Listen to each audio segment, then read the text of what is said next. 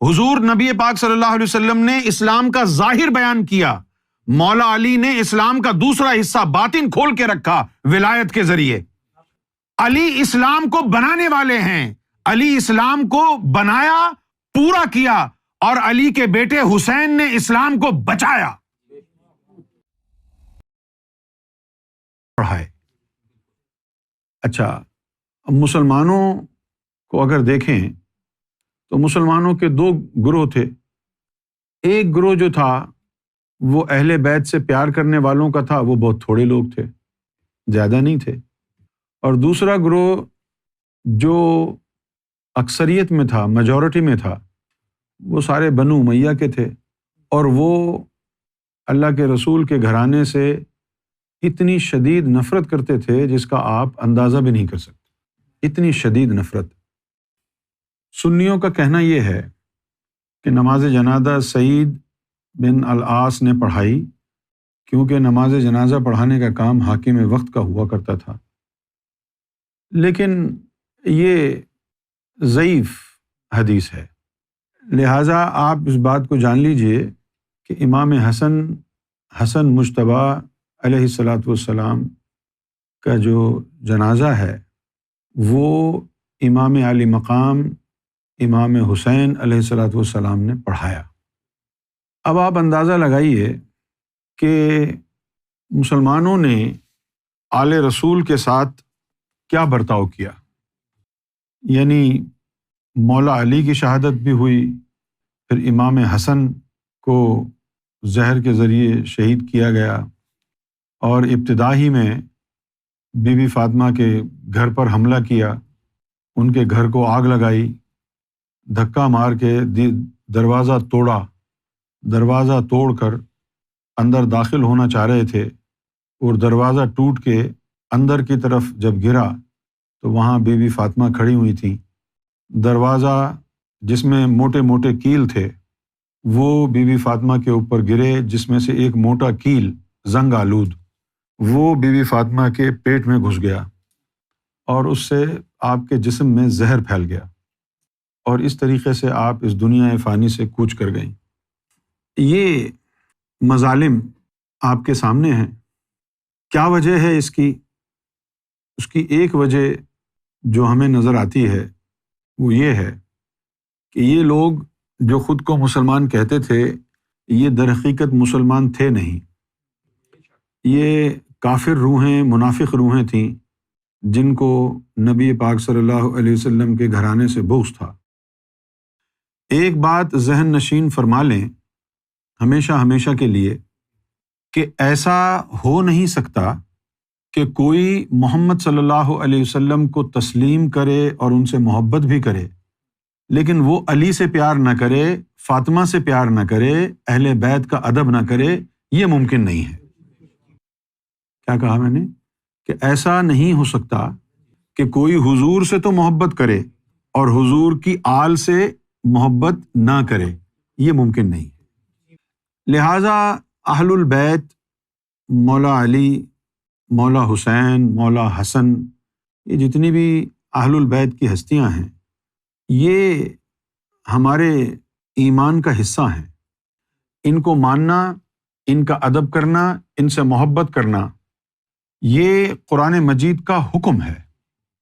اللہ تعالیٰ نے حضور صلی اللہ علیہ وآلہ وسلم کو یہ بات فرمائی کہ یا رسول اللہ صلی اللہ علیہ وسلم، آپ مسلمانوں سے کہہ دیں کہ یہ جو دین اور قرآن میں نے تم تک پہنچایا ہے، میں تم سے اس کا کوئی معاوضہ نہیں مانگتا، بس اتنا کہتا ہوں کہ اس دین کے پہنچانے کے عوض تم میری اہل البیت سے محبت کرنا۔ تو یہ تو قرآن مجید کا حکم ہے، اور حکم بھی اس طریقے سے ہے کہ یہ جو دین پہنچایا ہے، اس دین کے شکرانے کے طور پر کہ یہ دین ہم نے تم تک پہنچا دیا اور تم ہمارے مشکور ہو، لہٰذا تمہارا شکریہ اس صورت میں اللہ قبول کرے گا کہ بطور شکریہ تم آل رسول سے محبت کرو۔ یہ قرآن مجید کا فیصلہ ہے۔ اور پھر مجھے حیرت اس بات پر ہے کہ آج کے دور میں ایسے بھی مولوی ہیں جو مجھ سے یہ سوال پوچھ رہے ہیں عالم ہونے کے باوجود کہ جو حدیث جبریل ہے اس میں ایمان کی پوری تفصیل بتا دی، اس میں مولا علی کا نام تو نہیں تھا کہ مولا علی سے محبت کرنا ایمان کا حصہ ہے۔ حدیث جبریل تو بعد میں آئے گی، پہلے تو قرآن آتا ہے۔ قرآن مجید میں تو اللہ نے کہا ہے کہ معاوضے کے طور پر ہی صحیح میری اہل بیت سے محبت کرنا، یہ قرآن مجید کا حکم ہے۔ رہ گئی بات جو لوگ مولا علی کی محبت کو ایمان کا حصہ نہیں سمجھتے، اس کی وجہ کیا ہے؟ اس کی وجہ یہ ہے کہ وہ صاحب ایمان ہی نہیں ہے، کیونکہ علی کی محبت تو ایمان کا حصہ ہے۔ جس کے پاس ایمان نہیں ہے وہ علی سے محبت کیوں کرے گا؟ کیونکہ مولا علی کی محبت جو ہے وہ ایمان کا حصہ نہیں ہے، ایمان ہے۔ مولا علی کی محبت ایمان کا حصہ نہیں ہے بلکہ ایمان ہے۔ ایمان کیوں ہے؟ من کنت مولاہ فہذا علی مولاہ۔ اللہ کے رسول کا فرمان ہے کہ جس کا میں مولا ہوں علی بھی اس کا مولا ہے۔ اور اگر علی تمہارا مولا نہیں ہے، چھوڑ دو ایمان کا حصہ وصہ، اگر علی تمہارا مولا نہیں ہے، محمد رسول اللہ تمہارے مولا نہیں ہے، اگر محمد رسول اللہ تمہارے مولا نہیں ہے تو تم مسلمان کہاں ہو؟ اگر مولا علی تمہارے مولا نہیں ہے تو محمد رسول اللہ تمہارے مولا نہیں ہے، اگر محمد رسول اللہ تمہارے مولا نہیں ہے تو پھر تمہارا اسلام سے تعلق کہاں ہے؟ مجھے تو یہ بات سمجھ میں نہیں آتی ہے کہ ایک مسلمان ہو کر کوئی شخص مولا علی کی ہستی کے بارے میں مشکوک ہو، وہ مسلمان کہاں ہے؟ ایک مسلمان ہو کر کوئی شخص محمد صلی اللہ علیہ وسلم کے وہ چہیتے نواسے کہ جب حضور نماز کی حالت میں ہوتے تھے تو دونوں بچے آپ کے کاندھوں پر آ کر سوار ہو جاتے اور اللہ کی طرف سے وحی آتی تھی کہ سجدے کو لمبا کر دو۔ اتنی محبت فرمائی نبی پاک صلی اللہ علیہ وسلم نے، اور اس حسن کو جس کے لبوں کا بوسہ محمد صلی اللہ علیہ وسلم لیتے، جس کی آنکھوں کو چومتے، جس کی گردن کو چومتے، جس کے گالوں کو چومتے، اس حسن کو مسلمانوں نے اپنے نانا کے پہلو میں دفن ہونے نہیں دیا، اور جب نانا کے پہلو میں دفن ہونے نہیں دیا اور پھر میت کو جنت البقیع لے کے جایا جا رہا تھا تو بجائے نماز جنازہ پڑھنے کے جنازے والوں پر اور امام حسن کی میت پر زہر آلود تیر پھینکے۔ یہ مسلمانوں کا کردار رہا، اس لیے تو 73 فرقے بنے ہوئے ہیں۔ اہل بیت کی محبت جائز اور ناجائز حدیث سے ثابت ہے یا نہیں ہے، ان باتوں کو چھوڑیں۔ میں نے پہلے بھی کئی دفعہ اس نقطے کو اجاگر کیا ہے کہ جس انداز میں اللہ نے مسلمانوں سے اہل بیت کی محبت کا وعدہ لیا ہے وہ بڑا ہی شرمناک ہے۔ کیسے شرمناک ہے؟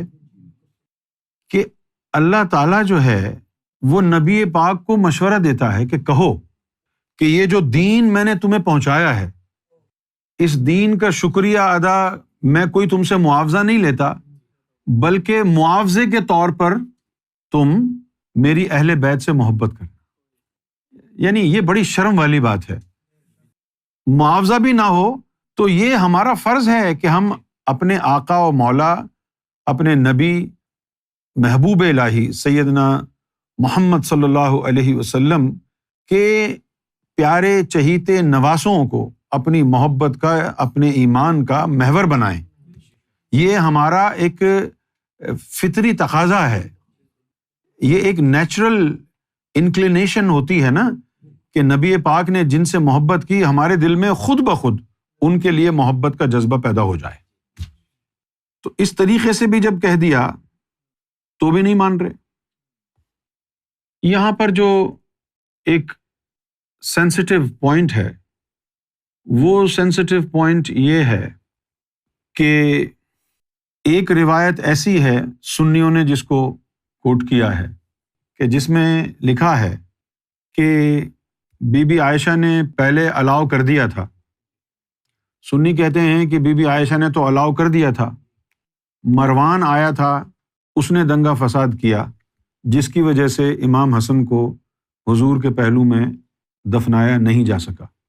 لیکن ابن عباس کی جو روایت ہے، جو اہل تشیع کے ہاں بھی موجود ہے اور سنی کتابوں میں بھی موجود ہے، اس روایت میں یہ لکھا ہے کہ جب مروان نے مخالفت کی تو اس وقت پھر جب بی بی عائشہ خچر پر سوار ہو کر کے آئیں تو اس وقت پھر ظاہر ہے یہ مفروضہ ہے کہ مروان کی مخالفت کو دیکھ کر وہ بدل گئیں اور انہوں نے آ کر کے یہ کہا جو روایتوں میں لکھا ہے، امام حسن کی طرف اشارہ کرتے ہوئے ان کی یعنی جسد مبارک کی طرف، ان کی میت کی طرف اشارہ کرتے ہوئے کہا کہ میرے حجرے میں یہ کس کو اٹھا کے لے آئے ہو تم؟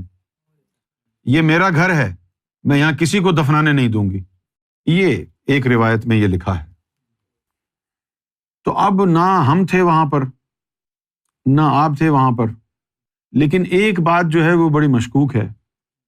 وہ کیا ہے کہ ایک شخص تھا مسلمانوں میں، وہ مرتد ہو گیا تھا، دین اسلام چھوڑ دیا تھا اس نے، پھر کسی کے سمجھانے بجھانے پر، سختی کرنے پر وہ دوبارہ مسلمان ہو گیا۔